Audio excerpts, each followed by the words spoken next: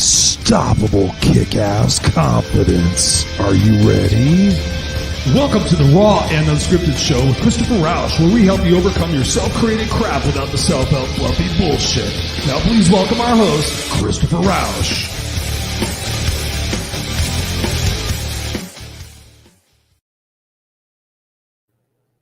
Sorry,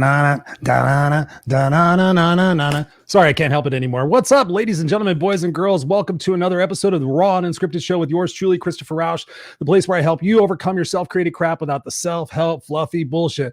What's going on, ladies and germs? It is another Tuesday night, and of course, it's 7 p.m. Pacific Standard Time. 10 p.m. Eastern Standard Time for you folks, where we bring you the raw truth. We bring you the real conversations about what it takes to have a super kick-ass life, to how to become unstoppable, and how to live life on your terms. That's what we do here at the Raw and Unscripted show, is we bring you either weekly guests, where you bring you myself, like we're going to be doing this week. It's going to be a solo show, bringing you some interesting stuff. So, hey, what's up, Tom Jin? Good to see you. Thank you so much, brother, for being here. And as a matter of fact, dude, this is going to be fun. This is going to be fun. We're going to do something real quick. So I just received this. Making sure. Yes, I just received this in the mail today. And let's see what it is. Tom Jin. Whoa, look at this. Christopher Rausch. I received a mug in the mail. Check this out. Ooh, unboxed right here on the show, Tom. Oh, man. Holy smokes. Look at this. Strength, gratitude, happy, purpose, peace. Christopher. Dude, thank you so much. This is amazing. Truth be told, this was actually my wife's office. She thought it was hers, and then she saw my name on it and brought it up to me. So, hey, wow. Thank you so much. I'm going to get back to you on that as well. But since you were right here, I just thought I'd take an opportunity just to say, hey, thank you so much, man. You are awesome. You're amazing. I love it. I'm going to check it out. But since I saw you here, I figured I'd say, hey, so what's going on? Teresa Wilcox, what's up? Good to see you. Happy Tuesday night. Robert Brooker's in the house. He says, hi, Christopher, Tom, and Teresa. Susan, what up? How are you? Sending you big hugs. You and Weldon, I'm sending you guys big hugs. I love you guys. Prayers, everything is sent your way. I hope you guys know that. Anything I could do to help you guys, please let me know. J Dukeshire's in the house. What's up, dude? So great to talk with you last week, man. You have a phenomenal story, and I cannot wait to get you on the show and help inspire other people who have had traumatic brain injuries. As a matter of fact, that's kind of interesting. So Teresa, meet Jay. Jay, meet Teresa. I had a conversation with Jay, Teresa, on what was it, Friday? We talked Friday about his traumatic brain injury after crashing his motorcycle, and the oh my god recovery that he had to go through to learn how to walk, talk, and do everything else again has been just beyond off the hook. And I thought about you when I was talking with him. So I'm going to connect you guys together because he's done some amazing stuff after his traumatic brain injury. So anyways, that's what we're doing here. We're connecting. The Rocky Growth Agency's in the house. What's up, Chris Voglio? Thank you, brother, for being here. I appreciate you. Chris and I did a clubhouse room earlier today. Well, actually, I went to his clubhouse room, Punk Rock Professionals. Check it out. You got to go check it out. So Chris Voglio's in the house. Teresa says, Silcox, not Wilcox. Sorry. I don't have my glasses on right now. Give me a break. Give me some shit, right? Misfits. Ray is in the house. What's going on, Ray? So proud of you, dude. Everything you're doing and everything you're about is just amazing. So thank you. Daniel Gomez is in the house. What's up, Daniel Gomez? Another fellow clubhouse brother that we've been able to share some stages with and impact a lot of people. Thank you for being here, brother. I really appreciate it. Daniel Gomez, if you're not connected with him, connect with him. He's an amazing, brilliant soul with a lot of love and a lot of light and a great story. More importantly than the story are his tips of what to do to get out of your own way. So Ray says, Ray had a traumatic brain injury at 6 months old. Let's do this show, right? Absolutely. And Jay's here. So let's see. Ray's asking me, do you have to have an iPhone for Clubhouse? Yes, you do have to have an iPhone for Clubhouse. But if you're in the business of connecting with people, then I say go get a used iPad, get a Google or a Gmail number, and then get on there. But yeah, man, it's a phenomenal place to connect with people. And You guys have heard me talk a lot about that over the last couple of weeks and how excited I am about it. I was actually on there today from 8 o'clock until, literally I was on there from 8 to 5, literally in a bunch of different rooms, just having a blast, just pouring in other people, listening, and just an amazing app. And speaking of that, is thank you, Tom, for sharing. I really appreciate you, brother. You're amazing. Daniel, love you too, brother. So let's just get right into it. So the title of the show I brought up, I actually had a guest scheduled for tonight, but unfortunately she was moving and it took a lot longer than it was suspected that she was going to take to move. So I gave her the opportunity to reschedule and I said, I'll do a solo show. So here I am, solo, no guest tonight. And the inspiration for tonight's show, I put a post out there on social media in a couple of different places asking if you guys had any questions about things that were going on in your life, challenges that you might be experiencing, because obviously we are all here together as a family, whether it's on Clubhouse, whether it's here with Misfits for Life, which is what I call my people, Misfits for Life. Wherever it is, I'm always trying to bring you guys the opportunity to confide in me what's going on. I give you guys a safe place to let you know that I'm here to help you guys. So whatever's going on, I know Susan and Weldon have some stuff going on. So whatever we have going on, I always post that out there on a show like this that I can answer your questions. So anytime that you guys have a question for me, just go ahead and type it into the box right there and let me know what that might be, that we can just go ahead and infuse this a clubhouse junkie. Yes, absolutely. And actually, Daniel, I got to get you on the show too, man. Remind me about that. I got to get you on the show. I'm a one-man pony, so I'm booking 2 different shows, actually the third show, Pam does that one. But at any rate, so the reason for the show, calm down, Chris, calm down, ladies and gentlemen. Thank you guys all for being here. What's up, Dens? Good to see you. So thinking about my birthday is going to be this Friday. And I'm happy to report I'm going to be 52 years younger. Not younger. I'm going to be 52 years young. And when I was thinking about this show, I was thinking, you know what could I share that I've been reflecting on in my own life and my own journey? And that is the lessons that I've learned in my life. And honestly, doing this show is an opportunity for me to leave those lessons with you guys. And perhaps you can share some of your lessons as well in the comments, because I would love to see what your lessons in life are. But, more importantly, for the legacy that I get to leave for my son. So perhaps, I'm not going to live the longest life. Who knows? You can't put that out there, but you just never know when your time's going to come. So I look at everything that I do here with these shows and everything else that I do in media and broadcasting as a way of leaving a rabbit trail or leaving a trail for my son to see what his dad was about. And so I thought about life lessons. What would I tell my son right now if we were having a candid conversation and be able to say, you know what, son, here's the lessons I've learned in my 52 years. What would they be? So that's kind of what the basis of the show is. There's going to be no particular order in what's going on. I'm just going to go based on a lot of what I'm feeling in the moment. But I did actually take a moment to jot down a couple of them to make sure I didn't miss them in the importance of that. So as I'm communicating with you guys, please feel free to share what are some of the major lessons that you've learned in your life. But one of the most important lessons I've heard an important lesson. No, one of the most important lessons that I've had to really process for myself and that I've been able to teach my coaching clients to do is self-love, right? Self-love is something that I struggle with for most of my adult life, having seen various therapists and having gone through, some relationships that didn't work out very well because I didn't love myself and I wanted the love to come from everybody else. So at the moment where I really realized that, self-love was paramount in my life and that it was going to prevent me from winding up dead or winding up in jail, was at a period after I was homeless. And for those of you guys who might be new viewers here, I'll give you the short condensed version of my life. Basically I'm a 7th grade homeless dropout. I was a 7th grade homeless dropout, living in the back seat of a station wagon with 18 cats and 2 dogs, from the age of 13 to pretty much 17. And during that 4-year period, a lot of stuff happened. I tried to commit suicide twice, and fortunately I sucked at it. I had a gun put to my head and was almost killed over a carton of cigarettes. I was almost carjacked. I was into drugs and alcohol and all sorts of fun stuff. Anything you could imagine a 13 to 17-year-old kid going through, I went through those things. I had a lot of verbal abuse, physical abuse. I was bullied in school. I was bullied at home. I was bullied on my block. My sense of self-worth at the age of 17 years old was about that much. My sense of self-worth came from little bits and pieces of people that were surrounding me at that particular point and kind of pouring into me and letting me know that I was still a good person, my bosses and my supervisors and whatnot. But I didn't have self-love. I did not put myself first in my life. And as a result, I was faced with the situation of looking at the future and going, am I going to wind up dead, or am I going to wind up in jail, or am I going to decide to do something with my life and not depend on my mom to be my savior and to make the decision for me?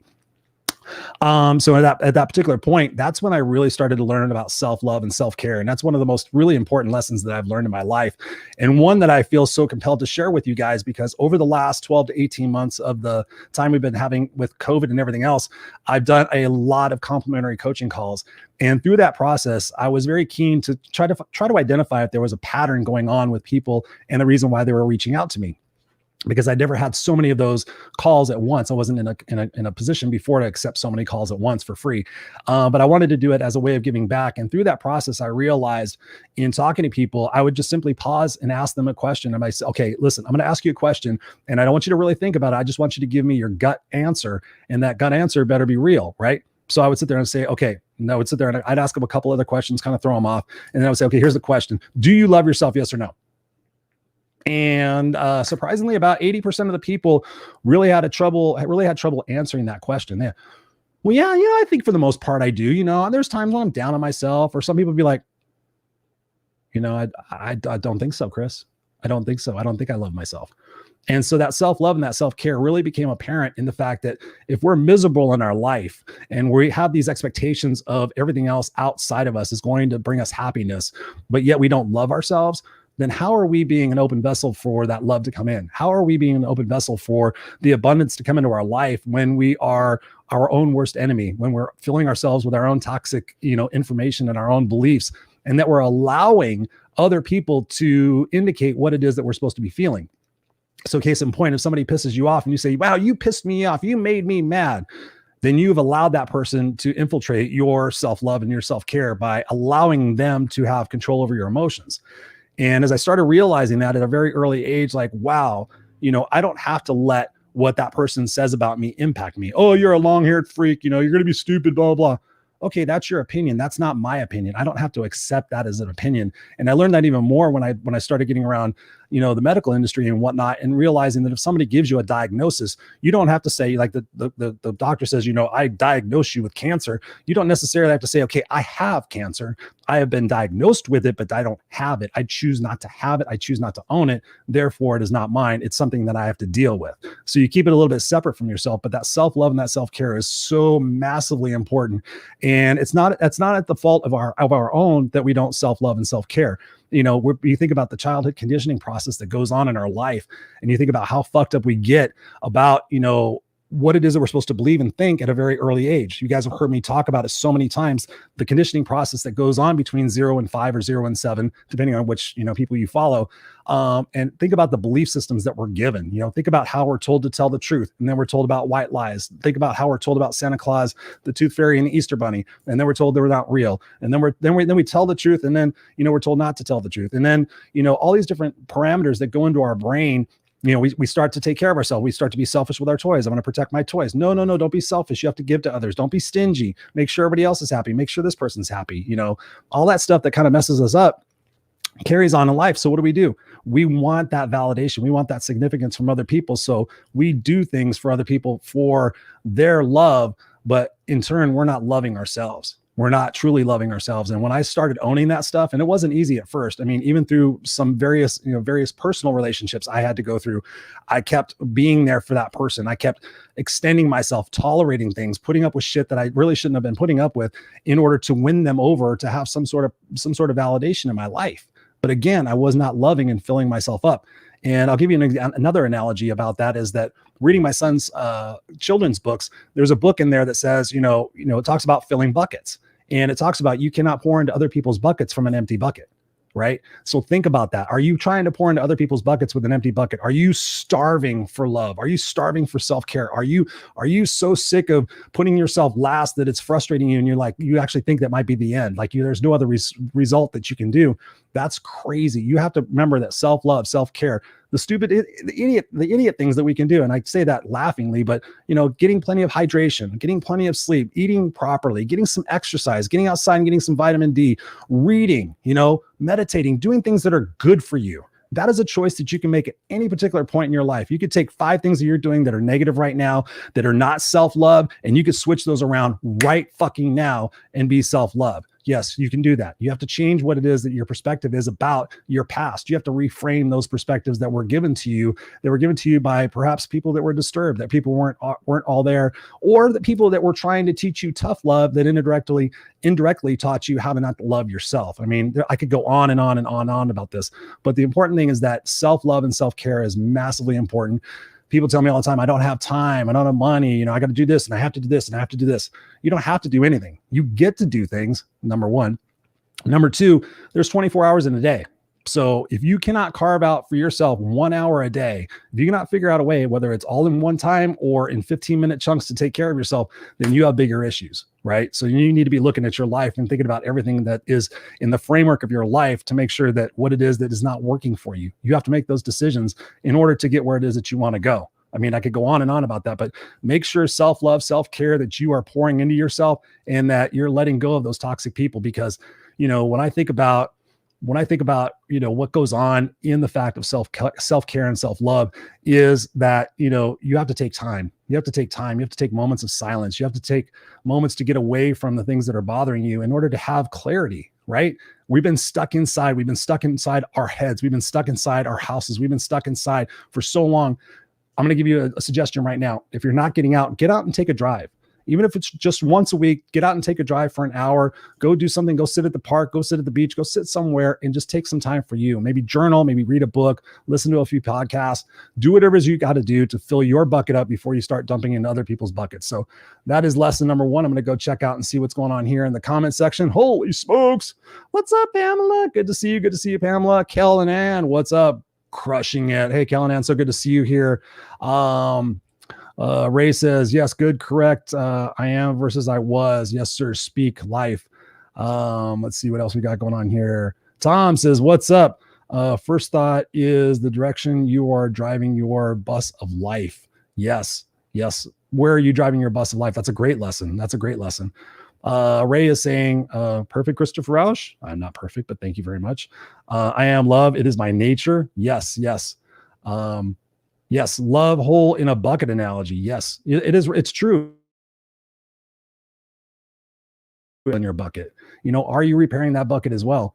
Tom says, gratitude is the fuel to self-love. Absolutely. I agree with that wholeheartedly. Gratitude is massively important in my life. Scott Goyette's in the house. What's up, Scott? Self-love. Go love now, baby. Go love now. You got to go love now. What's Ray posting up here? Ray's posting up here. Christopher Rausch videos. He's posting some sort of videos up there. What's up? Hello, Larry. Hello. Everybody's saying hello, my little family, my misfits for life.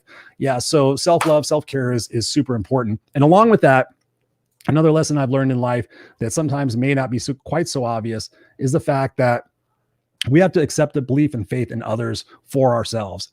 And I can give you a couple of examples in that. And I was really trying to come up with different lessons that I don't normally talk about in these shows to give you guys some variety of what it is that I really feel is important in our life. Obviously, I could come up with 50 different lessons that I've learned, but thinking about that, accepting the belief of others and even the belief of ourselves, but the belief of others. When I got out of that situation with my mom in the motel and being homeless, I started getting around the other right people in my life. And one of those people was my girlfriend's father at the time.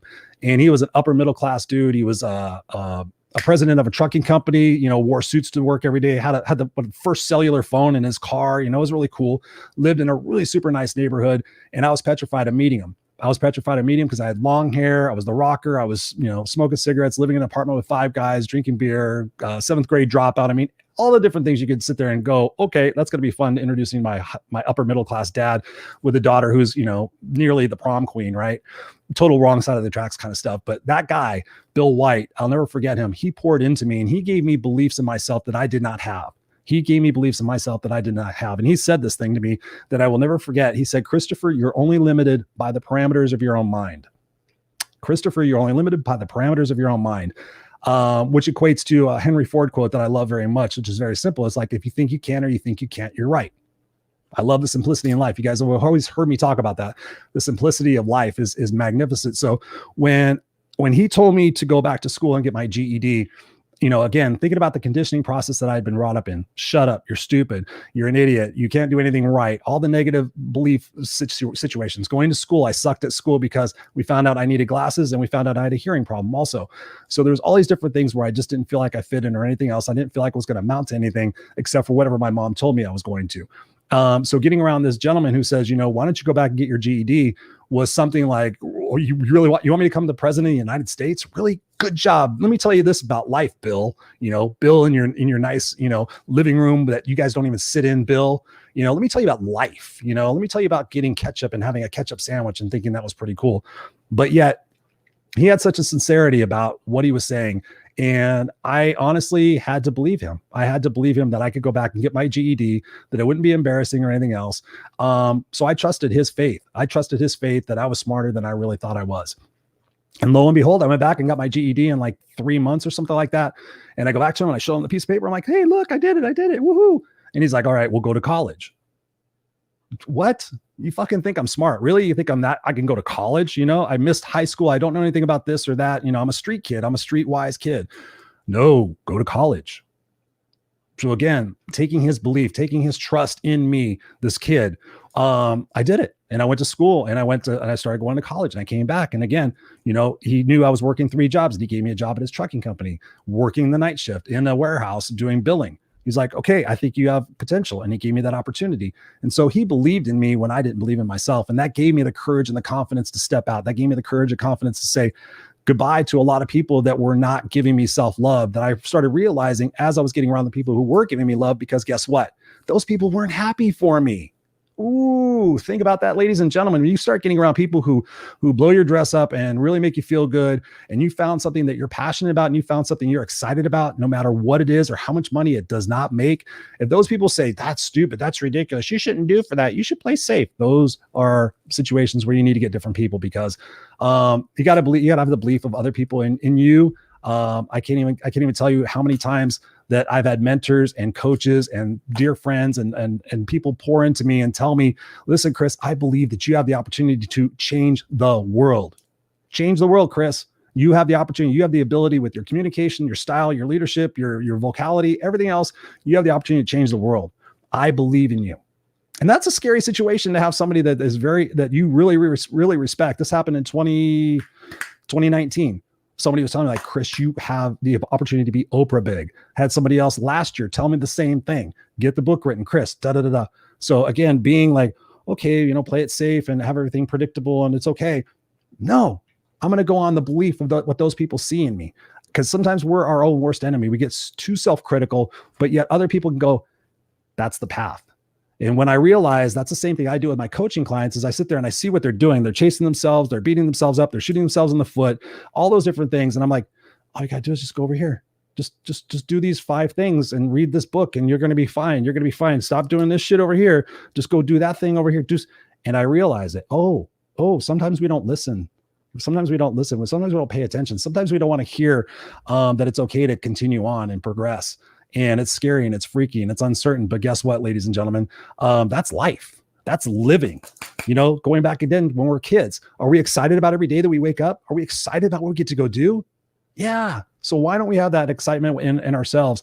And again, one of the big lessons I've learned is to pour into others, to believe into others, to reinforce others in whatever it is that they want to do. Let them go after their passions. Let them go out there and make mistakes, because guess what? Those mistakes are going to get them to the next point and to the next point. And it's going to teach them resiliency and confidence and the ability to overcome anything that comes in our life. And I've seen that personally with my coaching clients through COVID. The ones that I had before COVID, they're like, dude, no problem. I got this. I know that anything that comes in my way, I'm going to get over, because you believed in me. You believed in me when I had zero confidence and zero self-respect. So, I know this shit works. So I'm just telling you that. So before I go off to the next lesson, just want to see what's going on here.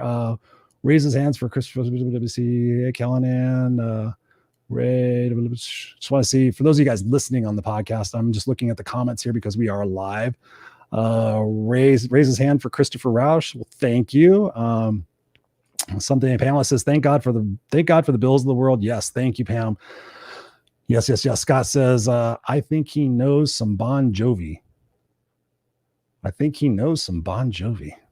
I think I know some Bon Jovi too. Whoa, living on a prayer. Take my hands, we'll make it, I swear. Laughter is a self-love and care. Love your sense of humor. I love your sense of humor. Melody Johnson. What's up, Melody Johnson? Hope you are having a great day. I'm having an awesome day, Melody Johnson. How are you? What's your lesson in life? What's your big lesson in life you want to share with us? Teresa says, it's hard to hear the tough stuff.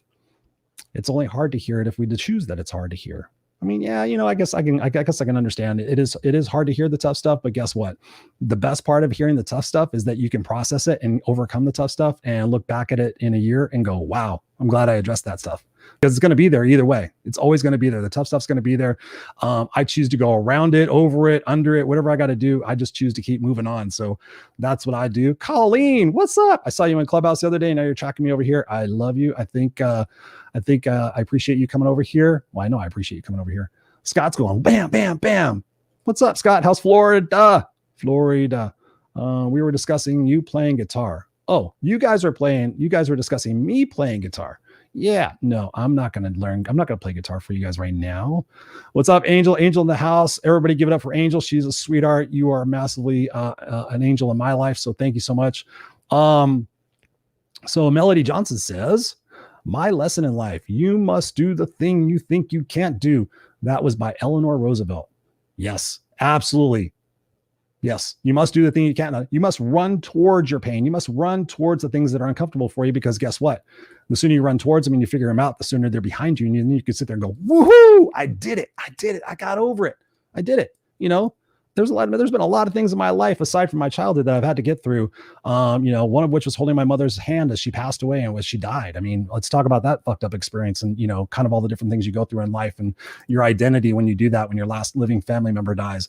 All sorts of stuff has happened in my life. And I'm sure I know other things are going to happen. You can't get out of this life without having other things happen in our life. You can be very frank, look at my house. Some of us are going to go to each other's funeral. There's reality, guys. In this house, there's 4 people right now, and we're going to be going to each other's funeral unless we all go at once, which is, you never know. But anyways, that's not the point of this. But the point of this is actually to make sure that we are addressing the fact that time is impermanent. So I just wanted to say, yes, the discomfort will give you comfort later. Absolutely. Les Brown says, do what is hard now and life will be easy. Do it is easy now and life will be hard. Mr. Les Brown, what's up? So anyways, yeah, that's tough to deal with a parent. Absolutely. And again, because I've gone through that tough part and I went through it kind of early in life, I'm able to help my friends now. And they're like, Chris, how do you deal with this? What do you process? What are the things to think about? Well, here's all the things to think about. And here's what you got to do. Right down to knowing Social Security stuff. It's kind of crazy. So anyways, so lessons, we were talking about lessons right now. So we're at a good time.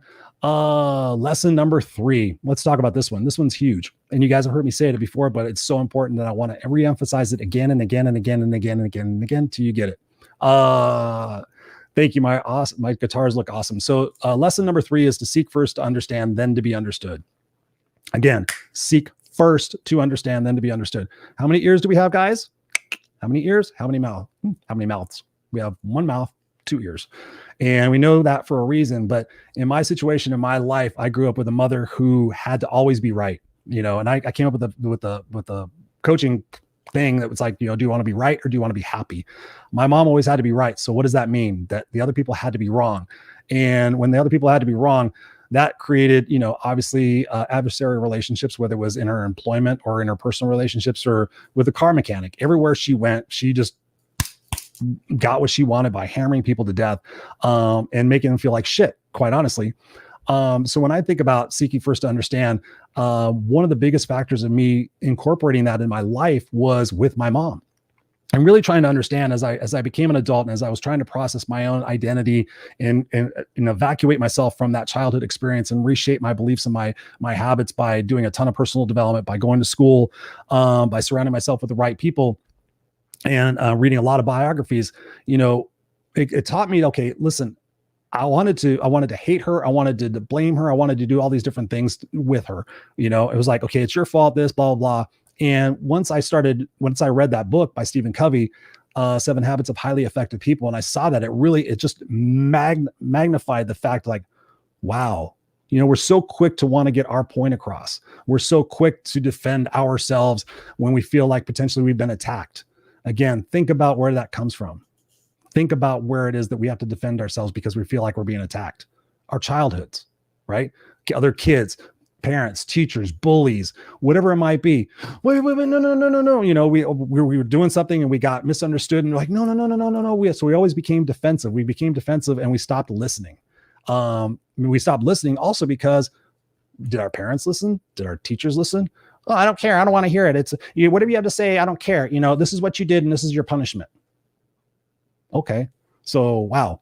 So for me, really trying to seek how my mother grew up and how her belief systems were formulated and really walk in her shoes. And again, it doesn't make it right. It makes me forgive her and understand her, but it makes me also have empathy and compassion. At the same time, I still have that animosity, like, well, you're still an adult and you still did make those decisions, but I can understand that based on the conditioning that you went through, this is why it was a challenge for you. And this is why you chose to play it this way, because it was safe for you. When you were angry and when you were in control, you were safe and you were protected. So that's why you were always that way. You felt like as long as that was the case, then if you weren't, then you were vulnerable and you were weak. So I can understand that. So it really helped me understand her. And then through the process of getting and working with people and developing relationships with people, again, having to overcome the conditioning that I had from my mom and I'm a really smart person. I could prove most people wrong if I really try, but that's not the point. That's not the point. So when people would have problems with me, instead of me saying, well, I've got 7 problems with you, I would sit there and say, okay, let me understand what it is that I'm doing. And by doing that, my eyes were open to the fact where in a particular situation, I'll give you an example. I thought I was being super helpful. I thought I was being very helpful and very caring to a group of people that I was working with, because I would see them doing something and I would go up and like, oh, hey, you know, you should think about doing it this way. You should think about doing it this way. Well, not understanding what it is I was doing, when I went to them and said, okay, why the animosity? Why do you guys treat me like this? And the response was, well, you come up and make us feel like we're stupid. You know, you're always coming up and saying, oh, you should do it like this. You should do it like this, blah, blah, blah. Oh, Chris is so smart, blah, blah. And we're just the stupid people. That's how they were perceiving it. That's how they were taking it. That's what they were doing. So when I sought to understand, as opposed to sit there and say, well, you guys are just fucking idiots. When I said, okay, what is my approach? Okay. Am I walking up saying, hey guys, I can see you're having an issue with something. Can I offer some suggestions? Or was I walking up going, oh, you should do this and you should do this and you should do this. There, I fixed your problem. You're welcome. Bye. So it wasn't until I sought first to understand, to realize that it wasn't them that was the problem. It was me. And so I fortunately had somebody who poured into me, who believed in me and said, you know, if you want to become their supervisor one day, listen, I got to be honest with you. And I have to tell you where you're lacking, you know, and the hard truth hit. And then what I did is I wanted to run. I wanted to escape. I wanted to blame. But again, I went in and said, how do I understand better? What it is that do they expect? What do people expect from leadership? How do they expect them to respond? Not react. How do they expect them to respond? And I did a shit ton of work to make sure that I reframe my perspective on that, to really seek to understand, to really listen. And from that, I developed compassion and empathy far beyond anything that I was going to develop in my life had I not learned that lesson, because otherwise I most likely would still be a bulldozer. I would still be like, I don't give a fuck. I'm a bully. I can figure it out. Get out of my way. I don't care what you think, and get my shit done. And get it done and still achieve, you know, success. But the success at what? The success at achieving things. Oh, whoop-de-doo. So I monkey fucked half the people in my path in order to get what I want. But, you know, that's not what being a human, that's not what having feelings and emotions is about. So when I think about, you know, seeking first to understand, it's about just sitting down and saying, hey, listen, I care about this relationship. I care about this situation. I care about this problem enough to see where it is that you're coming from. And ladies and gentlemen, if somebody does that with you, please, for God's sakes, be fucking honest with them. It just blows my mind when people sit there and say, you know, yeah, somebody was trying to have an honest conversation with me, but I didn't feel comfortable being honest. So I told them lies. I'm like, so the person came to you trying to rectify the situation, but you didn't have the balls to tell them the truth. So you told them lies. And so the situation's still not going to be rectified, but that person was actually trying to really fix it. How do you think that's going to work out for you? So again, one of the big lessons in my life is seeking first to understand, then to be understood, especially because what do we do? What is our innate reaction to do things? Our innate reaction to do things is to react and to what? Assume. Oh, this is probably what's going on. This is what, okay, I got it figured out. This is what's going on. Okay, that's what their problem is. Okay, I got it. No problem. Right? We assume. It makes an ass out of you and me. So let's stop doing that. Let's really take a moment, an opportunity to listen to one another, especially with what's going on in the world today. This is a prime example. And this is why I included it in the lessons that I've learned in my life, because it could be absolutely transformational when you just shut up and you listen to what other people are saying and you genuinely hear them. And then the best part, the icing on the cake, when you say back to them, hey, so Chris, this is what I understand you saying. I understand that you saying it's really important for all of us to make sure that we're listening more, we're genuinely listening more and taking notes, and then paraphrasing back to people what it is that we heard, so that they feel like they've actually been heard, as opposed to just a cursory review of what it is that they said, that you feel like you actually care and impact on what they can do with the outcome of that, right? That's what really happens. And it's amazing what you can do when you actually lean forward and use a little bit of body language. You say, hey, listen, I really care about this. Can you share with me what's going on? Because if you can share with me what's going on, then maybe I can do something differently, and then we won't have to deal with this anymore. What do you think? Do you think that's reasonable? So yes. Yeah. Melody Johnson says, shut up and listen. Yes. When you assume, absolutely. Melody says, yep. I learned to stop being Mrs. Fix-It. People will either ask for help or nicely suggest it, but I don't push it. Yes, absolutely. I used to be a compulsive motivationalist. I was telling somebody that earlier, and I wanted to fix everybody. I wanted to help everybody. And I just learned just to shut up, and people would know that I was there if they needed me. Tom Jin says, ego is either destructive or creative. What is your ego saying? Yes. And even thinking about that, Tom, and thinking about ego is because I had a healthy ego for a while, and I, again, had honest people around me to put me in check. But when I think about ego, I think about that as being arrogance versus confidence, right? Arrogance is something you have to prove, and that's stuff you have to tell people to make it feel like it's the truth, or, tell big lies. But when you're just actually confident, and when you're just actually, knowing in your abilities, and knowing in your heart and your soul who it is that you are and what it is that you project out to the world, it's pretty amazing what it is that you can attract in that same situation. So yes, absolutely. What's up, Lynn Serrano? Good to see you. How are you? Lynn Serrano is awesome. I'm sorry, Lynn, I didn't get a chance to connect with your partner while he was out here. Time just flew by, and it was like, boom, I don't even know what's going on. Melody says, just own it. She was saying, think and grow rich. Absolutely. You guys are amazing. I love all your comments. Again, let me know what your life lessons are. What are some of the lessons that you have learned in your life that really would be beneficial for people to learn now? Because again, we just had on our Friday night show on the Unfiltered Experience, we recently had some folks that put on the Compassion Games for the Compassion Games every year. And in that conversation, we learned about a documentary called The Undivided States of America. I think that's the name of it. And in that documentary, they get people who from Democratic side, Republican side, independents, libertarians, and they take them away for 3 days, and they put them in rooms to have conversations to what? Seek first to understand, but also to convey the communication about what's going on. And through that documentary, I highly recommend it.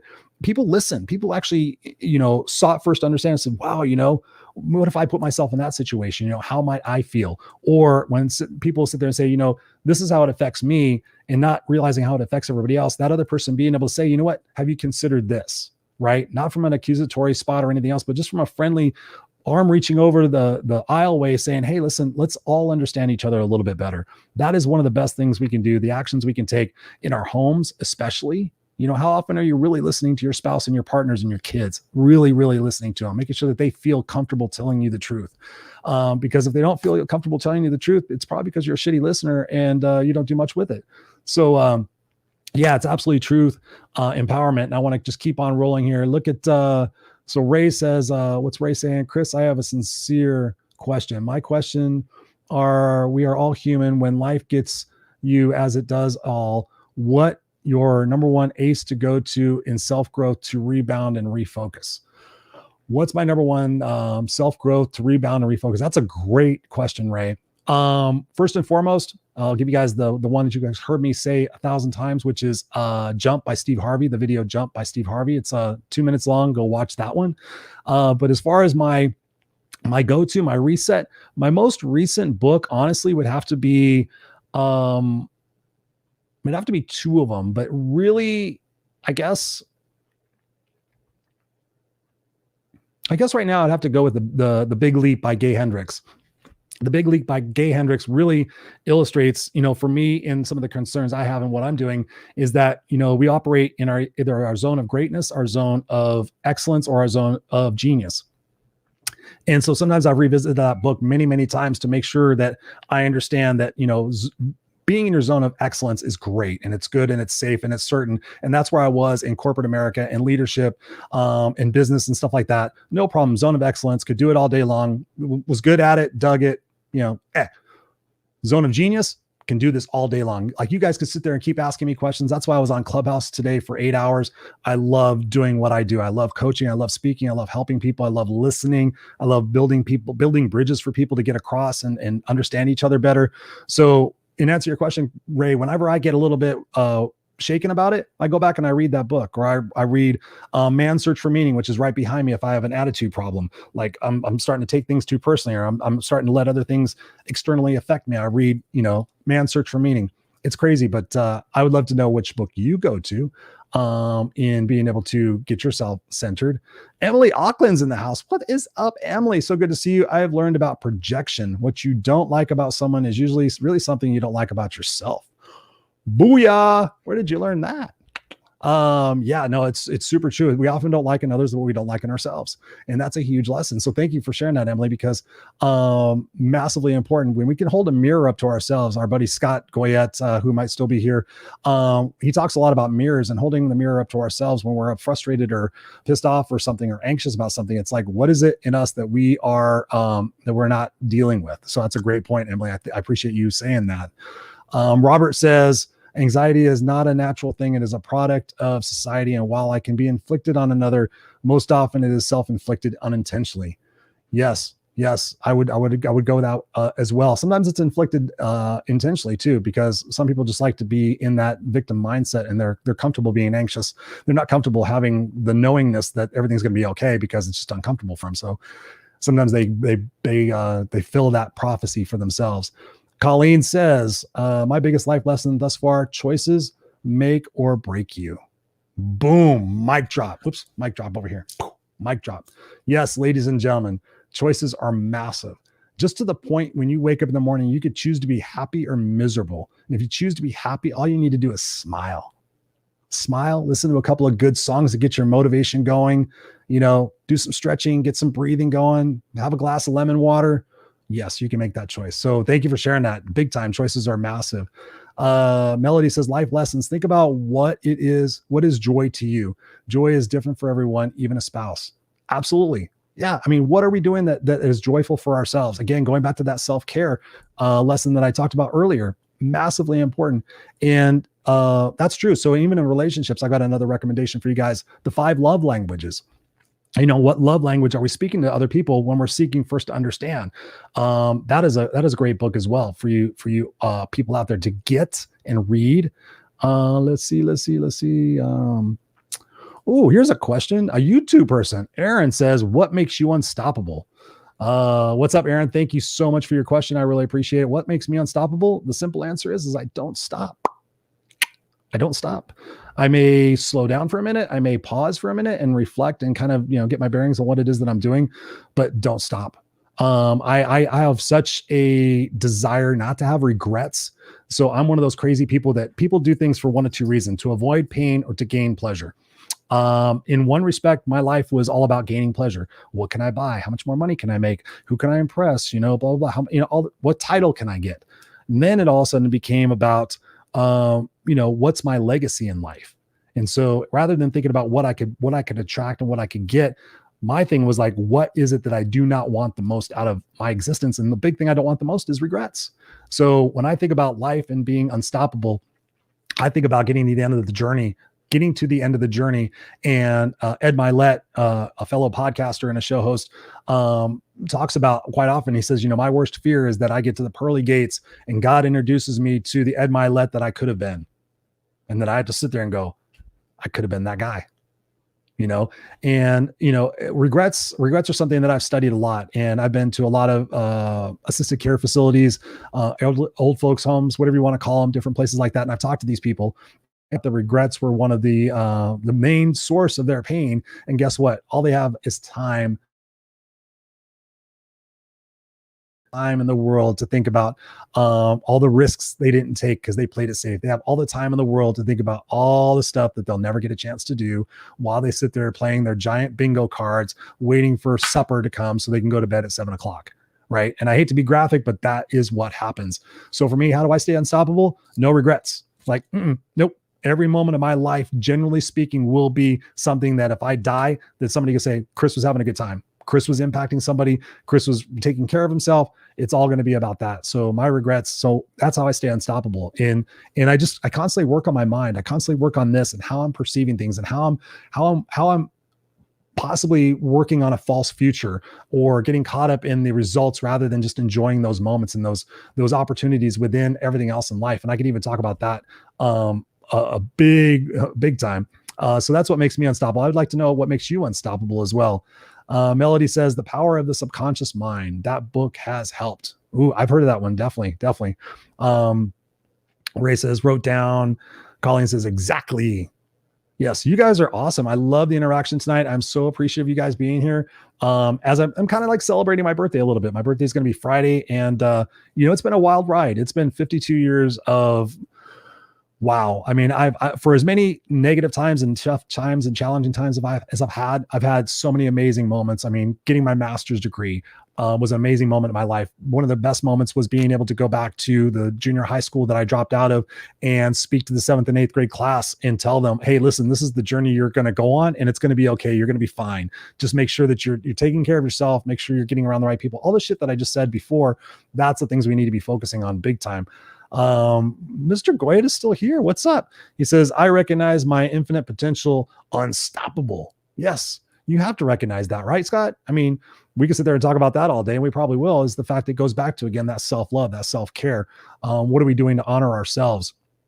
Teresa says, thanks for inviting us to your celebration. It's not a celebration yet. Not until I start drinking. My wife bought me a giant bottle of Gentleman Jack. Ooh, Daddy hasn't had a drink since January 3rd, but who's counting? I'm just kidding. So that'll be the celebration. Yes. So where are we at time-wise? So time-wise, another life lesson that I really wanted to share with you guys tonight is karma. Karma, I have learned that karma is a massive life lesson in the fact that it helped me to really process a lot of anger, a lot of frustration, a lot of resentment, a lot of retaliation. I was brought up again that revenge is key. You get back, an eye for an eye, all that stuff I could keep going on and on about. And there was a situation, I won't go into particular details, but there was a situation early on in my life where I was massively betrayed. Let's just say that I was massively betrayed by a friend of mine, a very dear friend of mine. You could call him my best friend, in a very interesting situation. But in that friend, I gave him the opportunity that I was either going to blow his truck up and beat the living shit out of him at his work, or I was going to offer him to come have a conversation and explain what had happened and how potentially we can rectify the situation. So in doing that, I chose the high road. And that is something, it's a very serious situation. I kind of make light of it, but I don't want to talk about the specifics because it's so long ago. But let's just say I, really had an opportunity to check myself. I wanted to go be revengeful, very revengeful. I wanted to go back and retaliate. I wanted to go prove how mad I was. And I totally could have done it. I could have totally made a statement, but most likely out of that situation, the way I was feeling, I probably would have wound up in jail again. I probably would have wound up sued, and who knows where my life would have turned out from that one simple suggestion, from that one simple change. And I decided at that moment that I'm going to let karma deal with it. I have no idea why I came up with that, but I said, you know what? We all learn our lessons one way or another. So this is going to be an opportunity for me to be the bigger person and take the higher road, and we'll let karma figure it out afterwards. And without going into details again, but I found out that karma did visit that person. And it's actually, now that I'm older, I actually feel sad about it in a way. But again, you get out of life what you put into it. So I know that every situation I've been in, while I've not been perfect and I've not been a paragon of virtue by any stretch, I have made mistakes and I've done stupid things and said stupid things and, risked my life, risked other people's lives. I've done a bunch of stupid things. Let's just put it that way.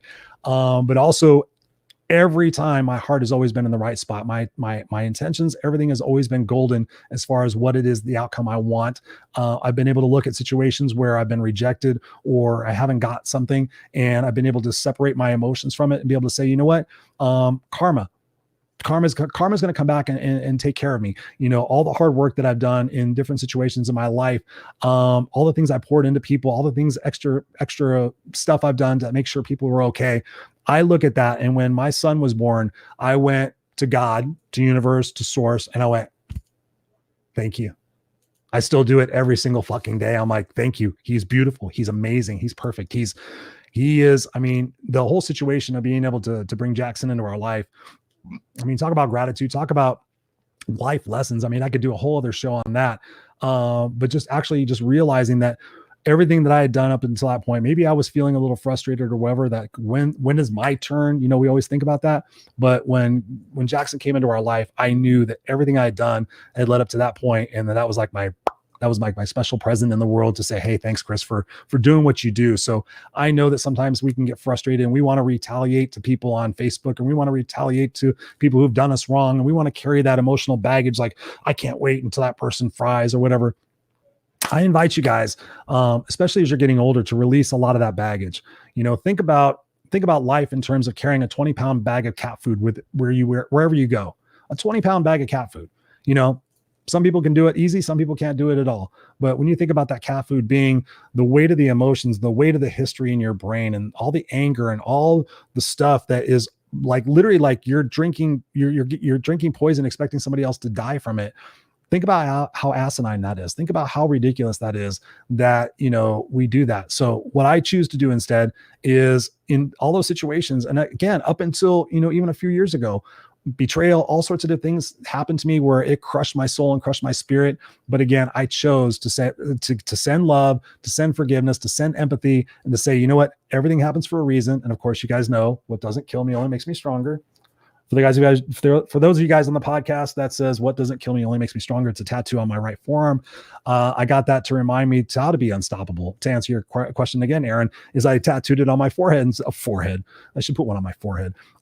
Tattooed on my forearm, and remind myself that, yes, I am unstoppable. And yes, that there are going to be situations in our life. My first tattoo is comedy and tragedy, because I knew that some days are awesome and you better appreciate them. And when days are shitty, they're not going to last forever, and you're going to be awesome again. That's my thought on life.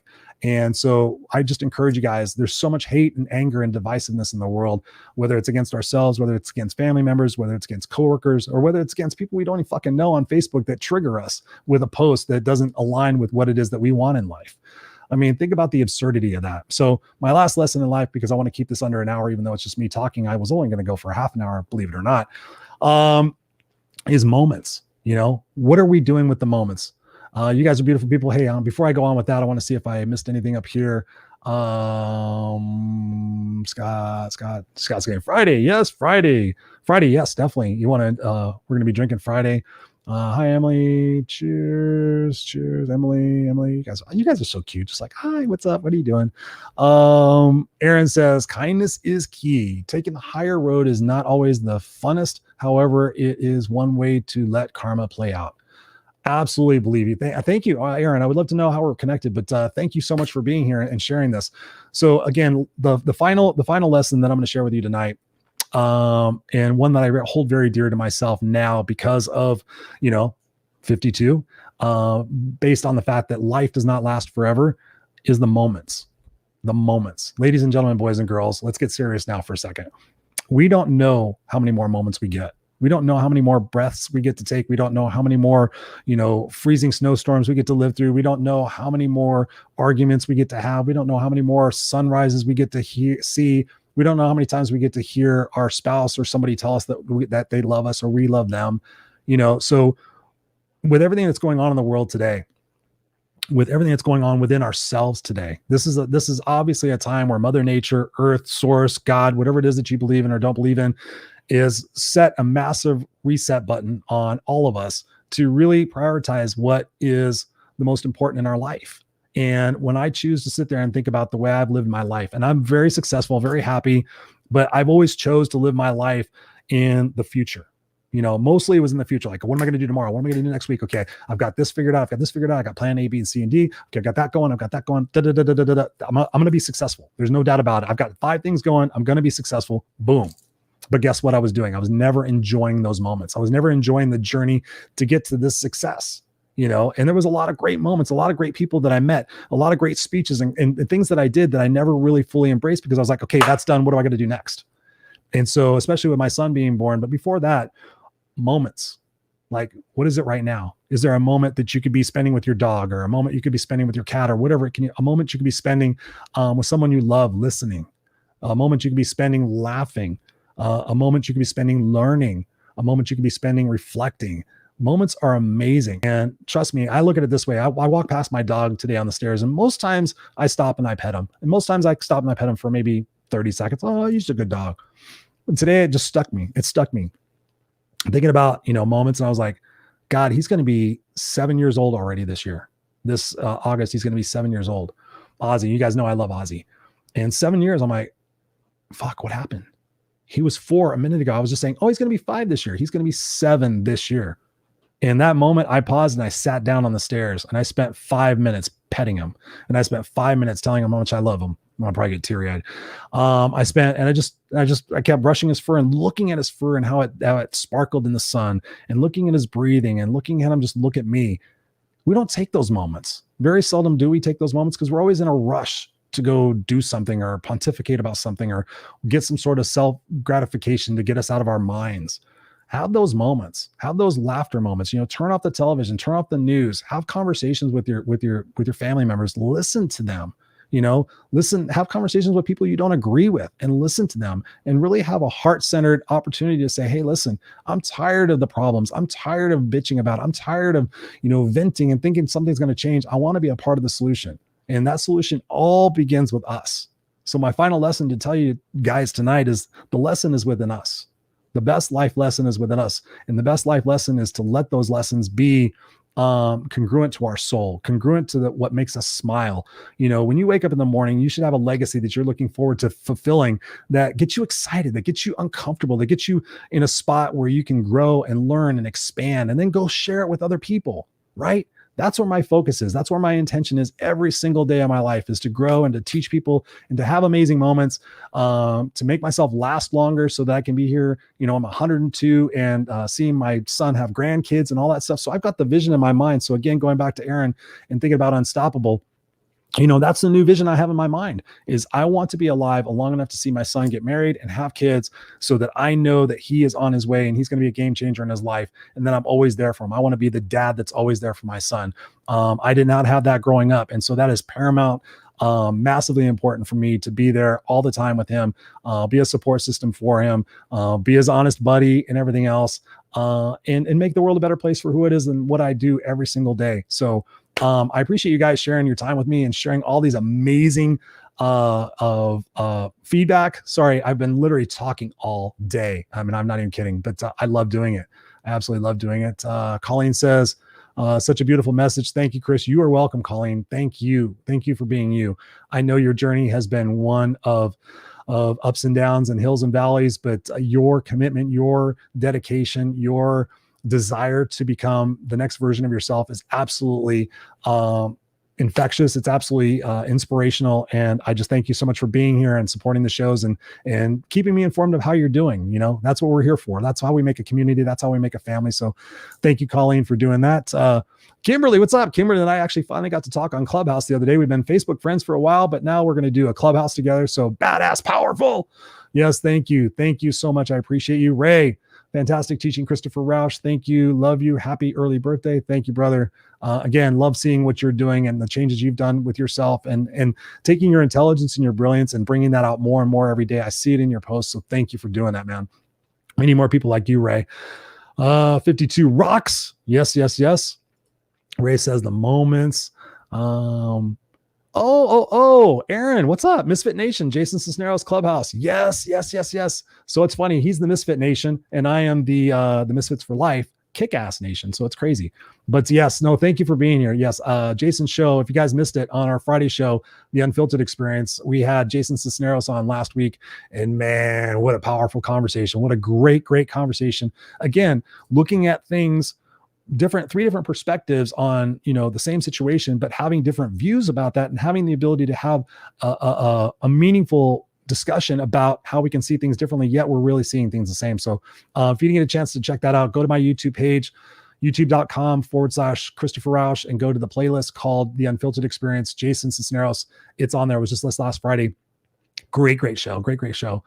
Let's see. Teresa says, thanks for tonight, Chris. We love you. You are making a huge difference in my life. I love you too, sweetheart. Thank you for letting me make a difference in your life. That is, seriously, it means the world to me. It means the world to me. Kimberly is so excited. I just can't hide it. I'm about to lose control, and I think I like it. You guys want to see me sing? I will sing one of these days. One of these days. Happy birthday. Yeah. Angel, what's up? Keep it on, Christopher Rausch. Have a great evening, everybody. Angel, thank you so much. You've been here literally since the beginning of Raw and Unscripted. So thank you, sweetheart. I love you. You are an angel. You are a beautiful person. So there we have it, ladies and gentlemen.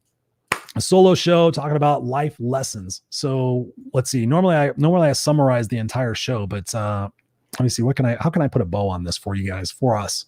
Let's see how we tie it all together. So listen, okay, here's how we tie it all together. Choices. It was brought up earlier. We all have choices. We have choices in every moment of our life.